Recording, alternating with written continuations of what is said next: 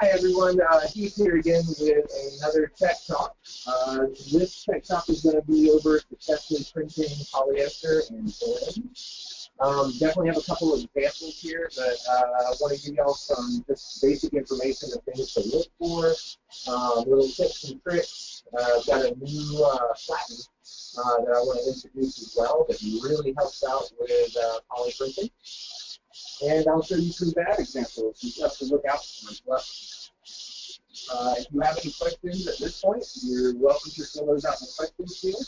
Also, if you want or have any kind of tips or tricks that you have learned through printing, light garment polyester and stuff like that, then definitely relay that so I can share that information with the rest of the group. Okay, so what you're watching right now is a white, cool-dry, 100% polyester t-shirt being printed on the M2. One of the caveats with printing on these polys is that you do have to use the P30i pre-treatment. If you have a Viper 2, there are cartridges available that do have the P30i ink in it. It's a different pre-treat system and things like that. Definitely contact support if you want to find out some more information about that and what you need to do, because you would need to go through like a system flush to get rid of the genuine DTG inks that normally get used in the Viper 2. You can also upgrade to the M2 and trade your Viper 2 in.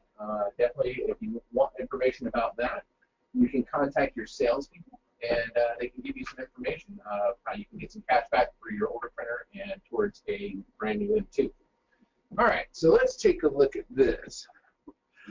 One of the great things about polyester is it doesn't have much nap to it or fuzz, depending on the shirt you actually get. All right, so when you're looking at this, I mean, it really prints a great job. But one of the caveats as well is you need to make sure that your end customer knows that they cannot wash this with other colored garments. Okay, you separate your whites. It's the stuff that your mom was teaching you when you were a kid. You may not have paid attention to. Yeah, you do need to separate your colors from your whites. All right, this stuff is you can try bleaching it, depending on the actual type of garment and stuff like that. I do not have a list, but you will definitely want to do some wash testing on your own before you full-blown market this to your customers. So that way you can get your correct pre-treatment levels and things like that. Okay, so let's go ahead. I'm going to swing this back around here, and we'll start off with what to look for when you're choosing polyester shirts. Okay. And you might notice that this is a little bit different of a Platen than the standard M2 Platen. All right, it's actually threadable underneath. All right, so let's go ahead and put this on here. Get this cooking.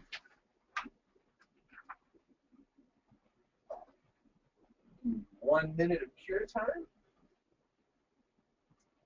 Let's see here.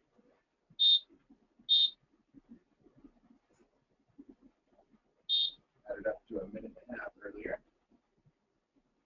All right, so we'll close this down. All right, so let's start off with this new Platen that we're introducing. This is a new threadable M2 Platen. This allows you to be able to slide the shirt over it, so that way you're only printing to one layer of fabric.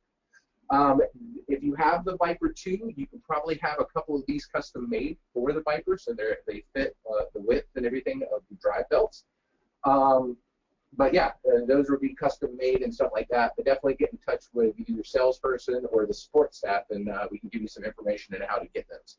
But these are essential for doing polyester type prints, because you get a much better result if you use the threadable Platens. Only print one layer of fabric. Okay. So let's look over here. I've got a couple shirts here. Well, let me back up a little bit. Let me explain the pre-treatment we're going to be using. The pre-treatment we have is the P30i Print All Light Garment pre-treatment. This is essential. This is the only pre-treatment you can use for the light garment polyester. The dark garment doesn't really hold up. It won't have good washability, and it makes the fabric a little bit too stiff as well. Okay, set this one to the side. All right, so a couple of the shirts that I have, I just want to show you. I have a Hanes Cool, got all blurry there. Let's bring back that up. Hold on just a second. Since the autofocus is getting a little funky here. There she goes. Okay, so let's get back over here real quick. All right, so we're going to be printing on a Hanes Cool Dry. I don't know why this is getting so out of focus. Let's see if we can back it up a little bit. Sorry, guys.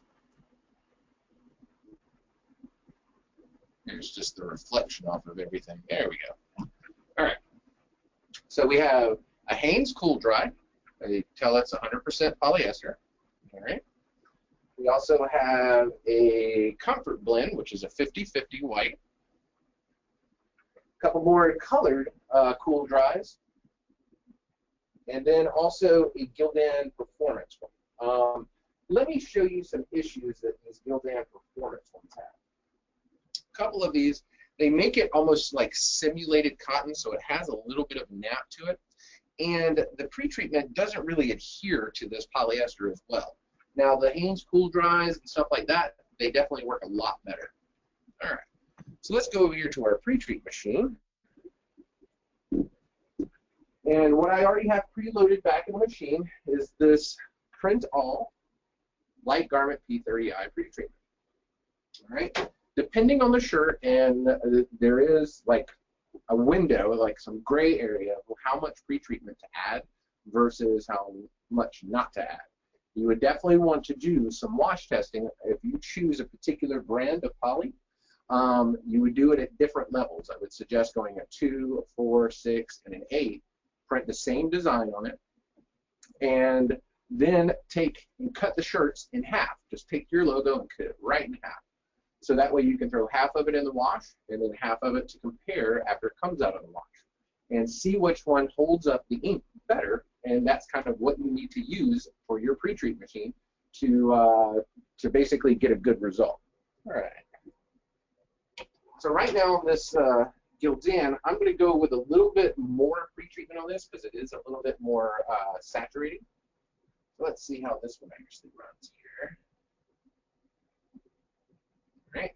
Now, printing to dark polyester is not available at this time. I am doing some prototype testing right now, so definitely look forward to that coming up in the next few months. All right, we'll go in here. I'm going to do this at about, we'll go about 5 on here.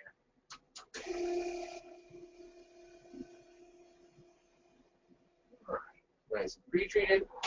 Me personally, I like to roll my shirt so that way it kind of evens out the pre-treatment a little bit better. I'm not putting any pressure. I'm just kind of spreading it out. Just as light a pressure as you can, just to kind of move it, lay down the fibers. So then we got to take it over here, and I'm going to treat this, and this is kind of a good habit anyway, of how you work with the heat press. All right, so there's always going to be surface moisture. And if it's overly moisture on the top, what that can do, as soon as you press down your heat press, what it'll do is basically flash fry it. You're cooking liquid on a surface at 340 degrees almost instantaneous when you close that lid. So if that pretreatment has it absorbed into the shirt a little bit better, then you're not going to get as good a result, and you won't have as good a washability as well. All right, so the hover technique, if you have the DO9 heat press, you have this little bar back here that hangs down from the, above the magnet. So if you just go down and touch that to the silver magnet, that is your hover feature. You notice that I do not have a protective paper on there because I want that heat to basically, what it's doing is making that pre-treatment kind of soak into the fibers. Okay. So we'll do this for about 45 seconds to a minute, just depending. It's kind of hard to see the pre-treatment on there. It's clear, so I'm just using that. If you're getting kind of bad results or it's kind of shining over your shirt or something like that, you might want to hover it for a little bit longer. Once this pops up. Okay. So then I'll place my protective paper on top. And since it's a light garment, one of the techniques I like to use is using embroidery backing. Okay, this is a cutaway embroidery backing. I usually try to use a thicker piece, so that way it acts as a heat sink. As you can tell, you can see like the yellowing of the heat press pad there. I don't know if you can see it that well on the screen, but the scorching will go to this embroidery backing versus the shirt, so it acts like a heat sink. So I always put the shirt down first, protective paper, and then the backing. This will help during the curing process as well. So then we'll press this for about like 30 seconds or so.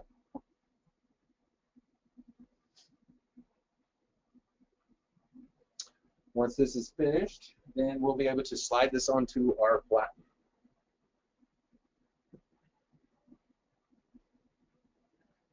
So, and I'm going to hoop this one like I would normally on a regular platen, just so you can see what happens if I tried to print to it with a heavy amount of ink. There we go. So if I was using this as a threadable platen, okay, I would basically separate the shirt open and then slide it down the bottom layer of the fabric, so that way just the top layer is on top. Stuff up here. I can tell that the shirt's basically prepared because my paper was not sticking to it whatsoever. That's one of the caveats. If it floats off of there, you know you don't have fuzz sticking. All right, so for the skilled end, even though I have the threadable platen, I'm going to just do it like normal. The two layers are on top of itself.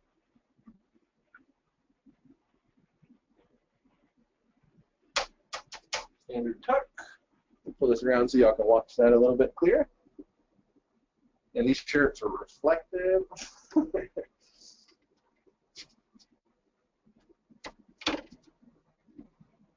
Okay. So normally, I've got this fluorescent yellow shirt. Normally where you would see something like this would be like at an event or a like a concert or something like that, like a staff shirt. So what I can do is I can put staff right across the front there. Just like always, push about an inch in, level it out, let it self-level itself, and that way I know it's at the gap. One good habit if you're not used to printing and how these things work is there's a light beam that goes across here that scans the shirt, so that way if it hits a high point, it's going to drop the bed down. So that's why these platens have to be extremely level before you can actually do really precise printing. So I can manually scan the top of the shirt to hear if that motor drops it. I can scan it slower with my hand than I can with the actual load button, right? Because if it loads, it's just going to continuously go. What I'm trying to find out is if that motor clicks and it starts dropping that bed, that means I need to look right there in that area to fix whatever's sticking up higher than the printed area. Okay, once I get it in, then I can tap load, and then go from there. All right. Oh, the heat press temperature, just so you know, is set for 340 degrees. And it's 1 minute of cure time for these light garments as well. All right. So from here, let's. I'm going to click off of the video for a little bit. All right, and then I'm going to click back onto my screen share. All right, this is our print software. We'll definitely be printing in the white shirt only queue, or white shirts queue. The simple fact that we can't get white ink to not sublimate, or the color of the shirt not sublimate up into the white ink of the garments. All right. So let's see. Let's pick up a design real quick. Let's go with. I like using my Adobe Bridge so I can look at stuff here. One of the things with doing these light colors, sometimes you might just have to try printing directly, just printing your image directly to the shirt to see how the colors are affected. I'm going to use this green apple right here. All right, apple, yes. So we'll go back over here. So the reason I'm choosing something, and I'm not going to underbase this, even though it's on a green shirt, is the fact that it's got corresponding color. All right, greens will match up with greens. It just makes them a little bit darker of a shade. But if I try to print like royal blue to that green shirt or yellow shirt, it would definitely turn out green. All right, because those two colors mix together. Remember back in kindergarten, primary colors, maybe that was green. All right, so now what we're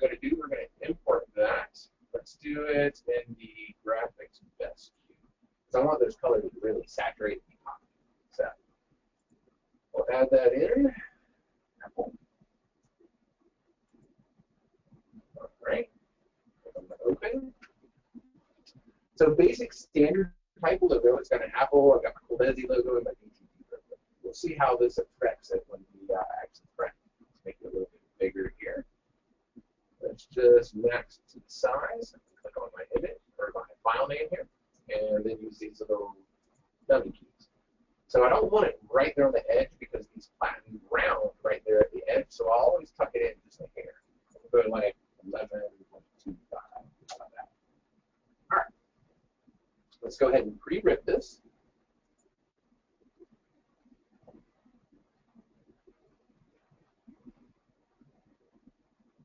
All right, 16 cents a bean. Pretty cool. Let's see how it works. We'll go ahead and hit print. While that's doing that, I'll go ahead and switch off of my screen view, and then we'll go to the camera view.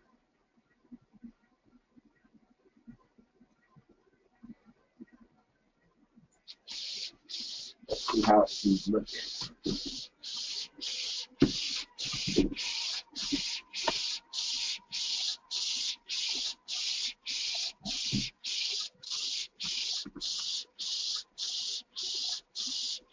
Auto focus is still under here. Sorry for the removing print head.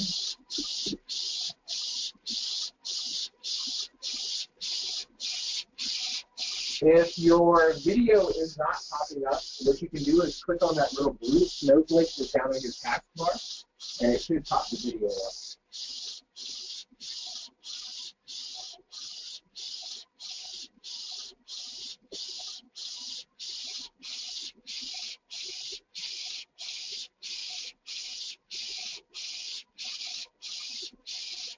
Okay.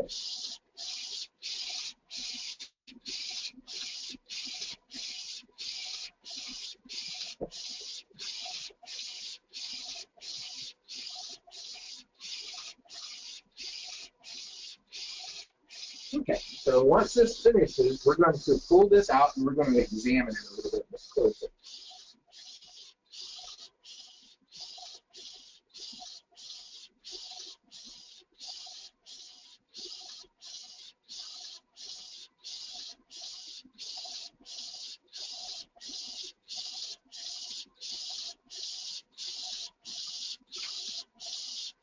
Yeah, I'm printing this at about a 1440 by 720, which is our graphics best view.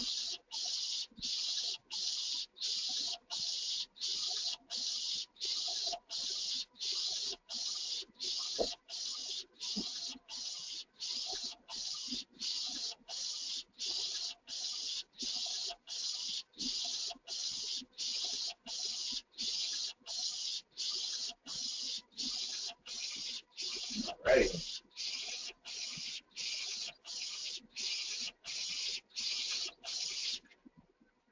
All right, so there we go. Okay, so we'll pull this out a little bit. Let's flip this up. So looking at this, it still looks like a nice green apple because it's going on a very similar color shirt. See if I can get this so it's not so reflective, but it definitely blends in. Like my yellows are a lot more yellow, and blues are a lot darker. But that's just one of the caveats with printing light garments. Sometimes you just can't print a white underbase under things. All right, so let's pull this off of here and take a look at it. Well, let's go ahead and print it, or cure it, since that way it'll all be done. You can touch it, stuff like that, without anything smeared. The ink is very wet when it comes off, so it will smear. Same as before, protective paper. Then my embroidery sheet. Press it for 1 minute.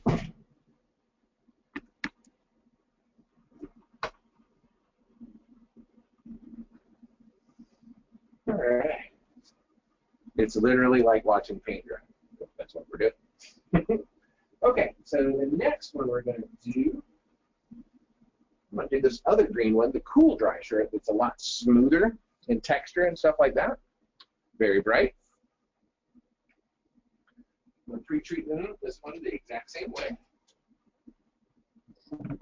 Back this up a little bit.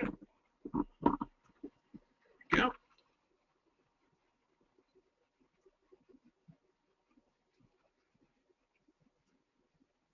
So you get it as straight as possible on here. Let the excess underneath. So it's dry. Yeah. The bad thing about polyester is so it's sheery and it moves around too much.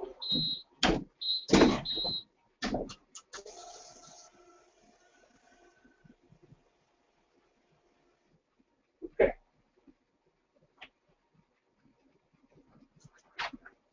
So let's take a look at the shirt that just came off real quick. I'll let that one sit in the pre-treater for just a second. Let's see here. So, looks, feels good and everything like that.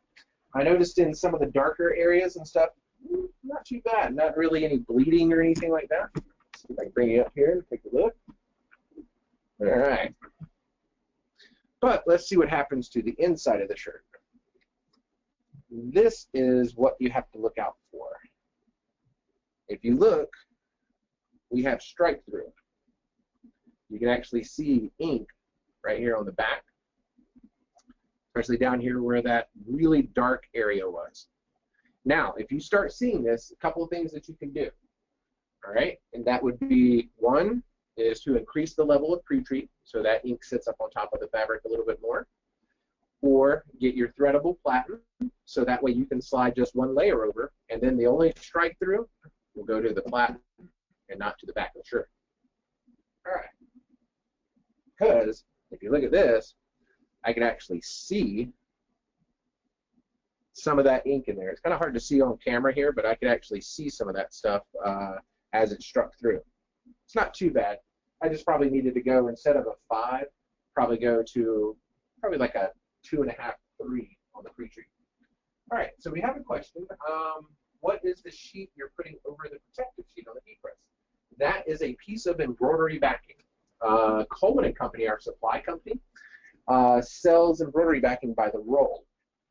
All right, so the one that I get is the 3.75 ounce cutaway, and it's a 20-yard roll. So what I do is get that roll. It's like $34 something or something like that, and I will pull it so that way it is bigger than my heat press. So that way it catches any kind of moisture dripping down or anything like that. And what will take place is the yellowing will go to the backing and not the shirt. So you can do the full cure times without messing up the garment or causing scorching. And scorching is basically the liquid on the surface there. It's basically getting cooked. And then what happens when you cook something? It browns. All right, let's go back over here and get my other shirt out of the pre-treater.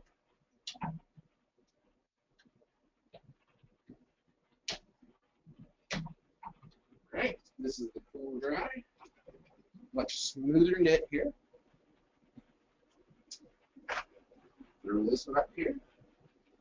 And I'll show you the difference of how it looks when you do it to a cool dry versus that good knit. All right, so then you can hover it first for 45 seconds. It really helps it get into the fibers a little bit better. It kind of encompasses them.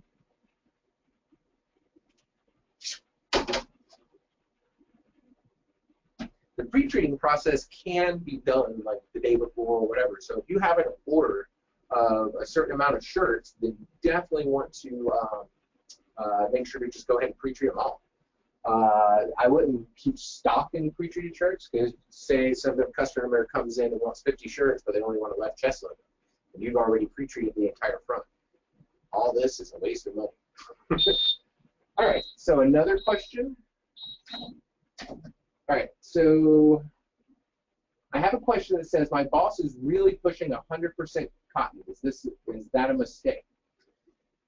Like I said at the beginning, you have to do some testing on polyester. There's so many different types of polyester out there that they don't all work. So you almost have to find your shirt that's going to give you good results and push that onto your customers so that way they don't bring you like a really like low grade quality or something that has like a UV coating or a antibacterial that just won't print. So it is not made for every piece of polyester out there in the market. Okay. Another one, the embroidery backing is for 100% poly or blends too. It's for any light garment whatsoever. Okay, light garments will get scorched and you'll see it more because it's making it darker. So by putting the embroidery backing, even on your white cotton shirts, anything that's light. So because you're cooking it for a full amount of time to make sure that the ink really gets into the shirt and doesn't have and has good washability. So by doing that, sometimes it can give it press lines and different things like that. So the embroidery backing acts as a cushion. Okay. Clear out some of these little questions here. All right. So from here, put my sheets down. If you do get a lot of transfer of ink onto the papers and stuff like that, make sure to run your finger across it so it doesn't actually like transfer to a light garment. If it does, then if it starts rubbing off and stuff like that, definitely don't use that side to pre-press and stuff like that because it will transfer that ghost image into your garment. All right. So I'll hit that for about 30 seconds, 45 seconds, just to kind of dry it out a little bit more. So I did demonstrate that it had the strike through on the back here. If I did 2 layers, I'm going to show you how to prevent it completely by using the special thread of the flat. Okay, about 20 seconds. Yeah, just pop it up now. It didn't stick to the garment or anything. It is a very light pressure when you're doing polyester on the heat press, meaning that you don't want to smash or melt the polyester that much. All right, so what we'll do is open this up. Cool thing about having to handle it this way is polyester. It's nice and smooth. You don't have fibers sticking up. So let's demonstrate the slide over. So what I do is let the bottom piece of fabric drape, and then I just kind of thread it into the plastic.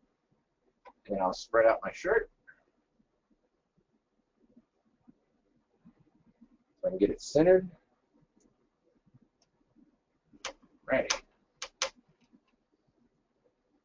And you got to be real careful. Now, you notice that when I'm tucking, I'm not trying to stretch the top part, because if you stretch it and you take it off, it's going to stretch back. So what I'm doing is kind of lifting and tucking. This is kind of the best technique anyway, because you don't want to really stretch your fabrics. So I'm just kind of lifting and tucking from the bottom. And then I only tuck enough just to hold the fabric. It doesn't have to have the entire shirt up in there. This just needs to be flat. Okay. Now we only have a single layer of fabric that's going to be printed.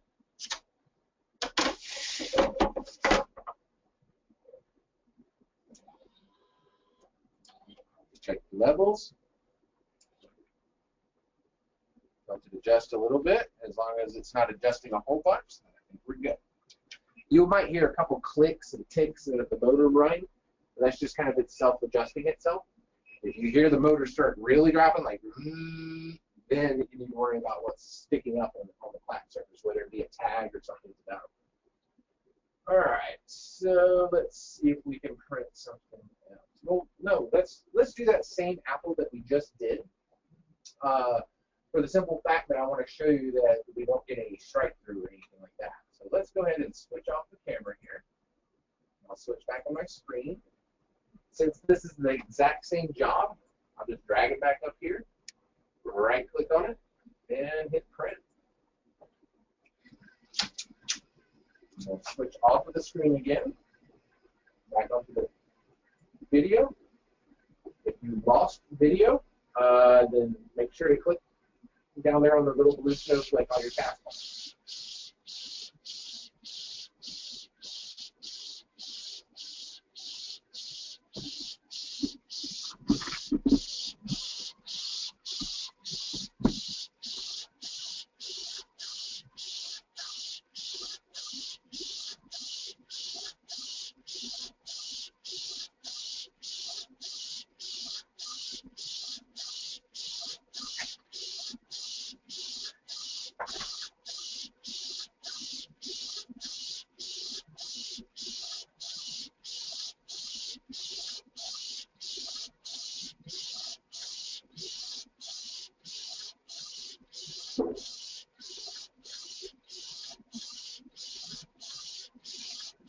other little tips and tricks that you can do to kind of help prevent bleeding. For some polyester, these are wicking fabrics. So by their nature, they want to wick moisture away, right? So you could get some bleeding over time. So you might have to also increase the levels of your pretreatment, and maybe even go into your graphics and reduce the master opacity. So like the technique we do for printing canvas. So that way it reduces the amount of ink that comes through print. Yes, it will be a little bit lighter, but it'll prevent the bleed out.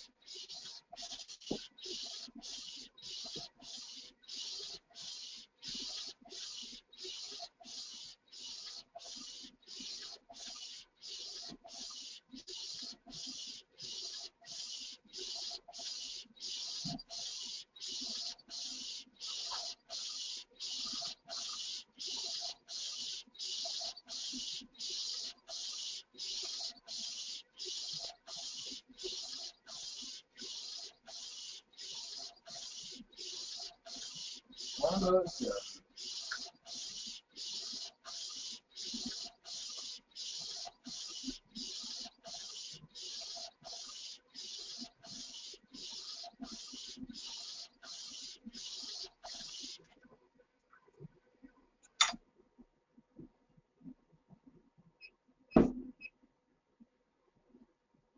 All right. It definitely looks nice and crisp here.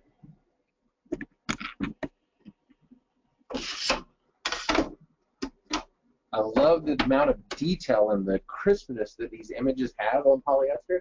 It's just because the fabric is so smooth and it's a very tight weave.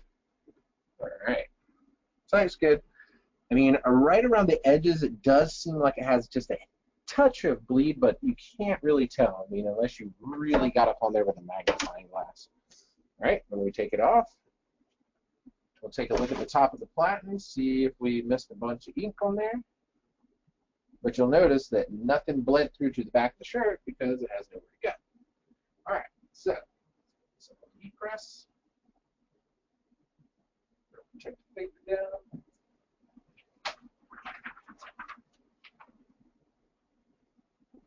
And our embroidery back. 1 minute cure time. So, as you can see on the platen itself, you can see the strike through that went through. So that would have been on the back of the shirt there. Okay. All right, let's see. I need a paper towel or something. Tearing extractor. So before I go on to do the next shirt, I always want to make sure to wipe any of that strike through off. So that way, if I'm doing a light garment, that none of that ink transfers anywhere. A little magic eraser and some Windex or something like that will get it right off. All right, that should be enough. All right, any questions so far? All right, how will the poly black shirt look? Unfortunately, we do not have a solution for the dark poly yet. It's still in the middle of testing. It will be a different pre-treatment for doing dark polyester, and there will be rules and caveats and stuff like that, what you can and cannot do and how to get the best results.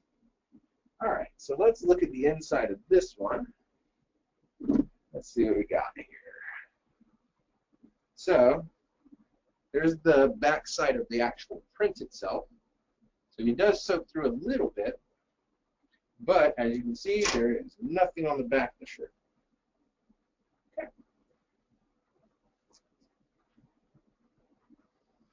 All right. So with the higher pressure you use, you will get press lines because it's basically going to kind of melt that polyester. And as you can see, there's not really hardly anything there. I will be washing these afterwards just to make sure. All right, so the next one we're going to do is a 50-50 white. Okay, come back over here. Since this is a little bit more absorbent, I'm going to put a little bit more on there. I'm going to go at about a 3.5. That's not to say that's the perfect number for this. I'm going to have to wash this to make sure that that's a good number, that I have good adhesion of the ink to the fabric.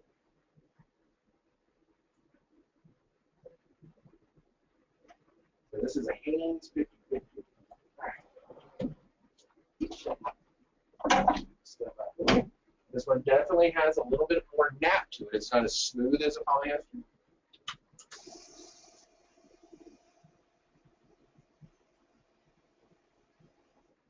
Right. I can definitely see that there is a lot of surface moisture up here. I wish I could show it on camera, but it just wouldn't show up that well. So definitely kind of pushing it in, kind of even it out. We'll definitely need to hover it. So we're going to heat press real quick.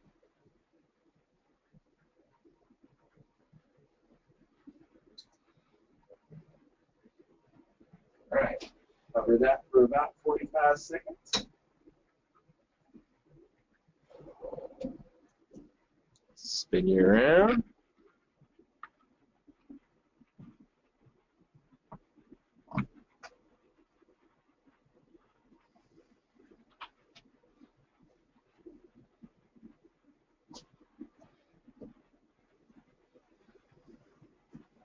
As you can see, it has a definitely little space right up underneath there. But it's always a good idea to keep your the top of your clamshell nice and clean, just in case you do accidentally press it. You don't want any kind of dirt or debris or old ink or anything like that to transfer to the shirt. All right, so I'll feel it. It feels damp, but not wet.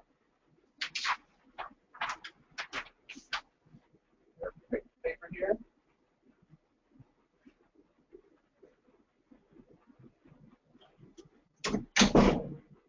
Press that for a couple of seconds.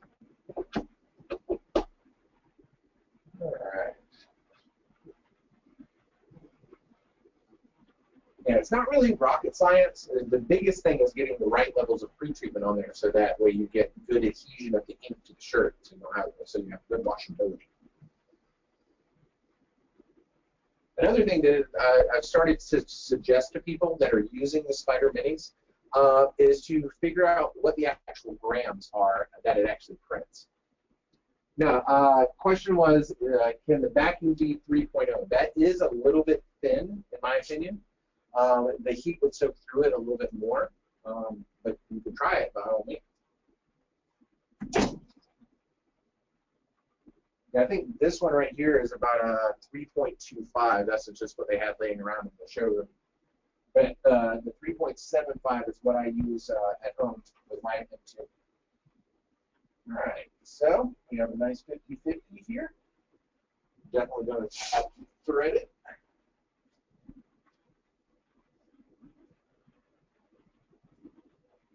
The cool thing about most polyester, or that have polyester shirts, they make the grain nice and straight up and down, so it's easy to kind of get centered.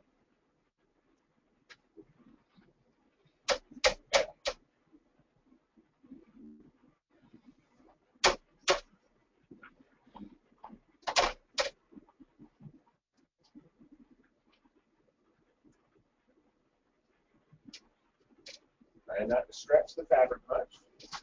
Right, spin it. There's nothing sticking out.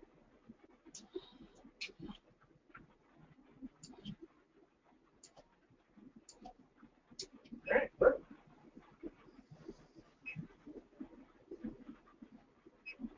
Okay, so I'm going to switch off of the camera now and go back over to my screen.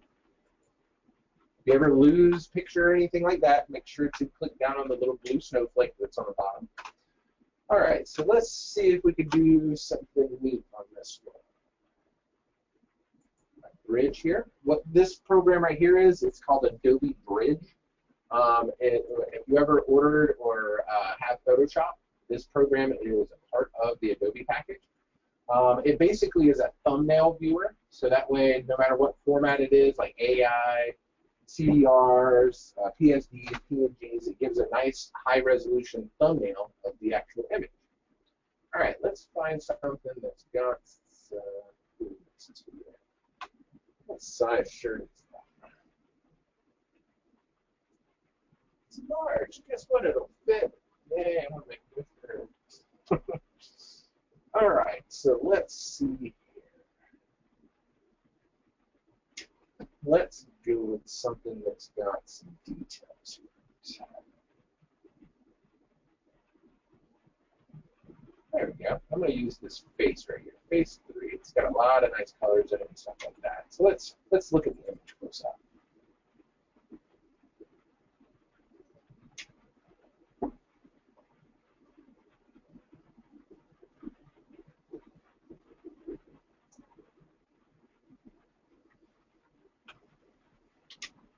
Okay, so quite a lot of detail in this. Let's see if we can make these colors a little bit more saturated because I want it to really pop. So what I can do is I can either go into levels. This is one of my favorite tools. Under levels, it gives you a little histogram there. You have 3 sets of triangles underneath here. This is your highlights, your midtones, and then your shadows. So what I can do is if I drag the shadows to the right here, you can tell that stuff gets darker. Whoops, I got to be on this right level here. We can't see this thing. Or right layer. All right, go back into that. Let's go adjustments and levels. So then, if I drag this forward, you'll notice that everything that's dark becomes darker, but you can also overdo it. So sometimes I'll take this up to like a, say a 10, just makes my layers a little bit darker, and then I can make my highlights a little bit brighter, so that can actually tone out if you have like a grainy JPEG or something like that, you can play around with these things and make them a little bit deeper in color and just make it visually pleasing to yourself. All right. Also, another one you can do is go Image, Adjustments. We're going to do Hue and Saturation. So I can play with my saturation levels. And this is kind of, there is no set number that works. I mean, we just kind of have to play with this. So if I look at this, I can make it in black and white, really saturated. So there is overkill. So we'll go to about like a, let's go about a 10 on this. All right, so that's nice, good colors. I think that'll pop really nicely, and it'll blend into this white shirt really nicely. Okay. So from here, we'll go Control Save. So that one's called Phase 3. Make sure it finishes saving before we import it.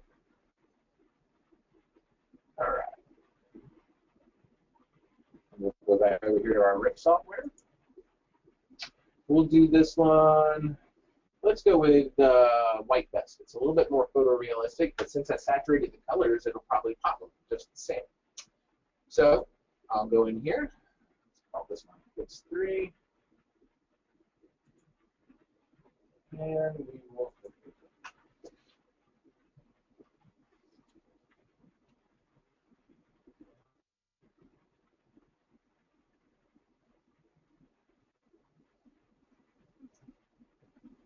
get my IT guy to get me some more RAM for this computer.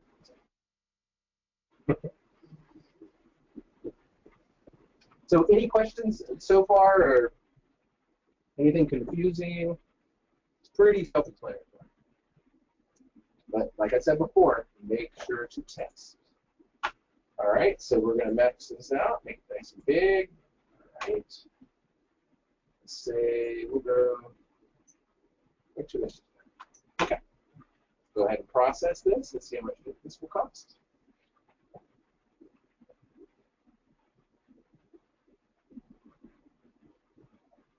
So 3 cents of ink on this. Very nice.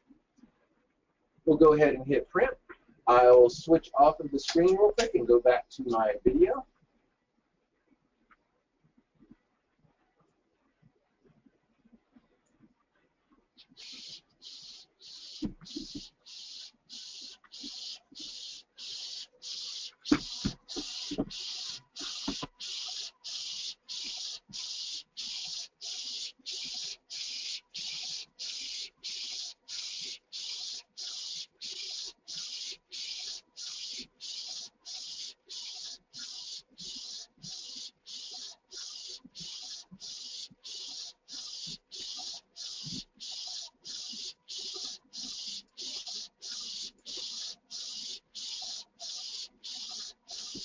Coming out quite nicely.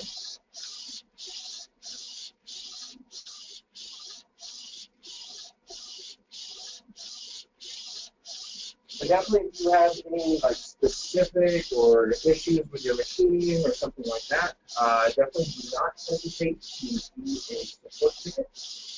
If you're having bad results, the information that was given today includes snapshots of your the way it's printing out, and possibly include your graphic as well. Just to speed up the support process, whenever you do attach images and things like that to send into support, make sure to include a current model set. You might want to do that if you're having print issues anyway, is to maybe do a single head clean and then do a nozzle check right after that. So that way we can kind of see what the status of the machine is if we need to do any kind of higher level troubleshooting.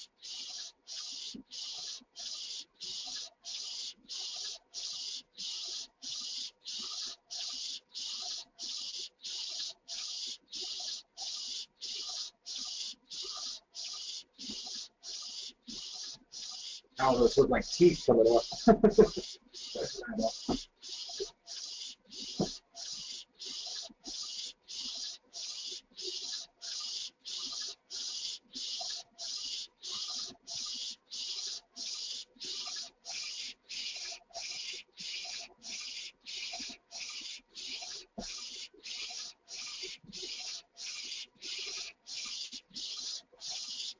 Yep, other little caveats and stuff, when you're choosing shirts, like this one definitely looks a lot grainier than, say, my baby girl that I printed earlier when it first started. You can tell the difference in the grain of how detailed some stuff can get. Let me see if I can slide this over a little bit, do a comparison. So you have a very, or here, let's do it this way.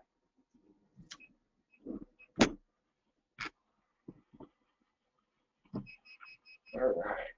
You might not be able to tell on camera here, but she looks quite nice. And then let me put this up here and see if we can compare the two. Okay. So it's kind of hard to tell on camera.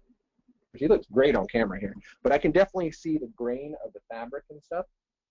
So the grainier, the basic moral of what I'm trying to come across as is that the grainier your fabric is, the more grainy your image is going to look. So these tight, smooth, cool dry really hold that image really tight. I mean, the detail is just ridiculous, right? Whereas the detail on this, you get a little bit of graininess. There you go. You can actually see the grain of the fabric, which still doesn't look bad. I'm just being nitpicky. Okay.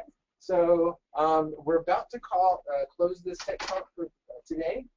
If, like I said, if you have any specific questions or need to just talk to somebody, definitely don't hesitate to get in touch through the support line.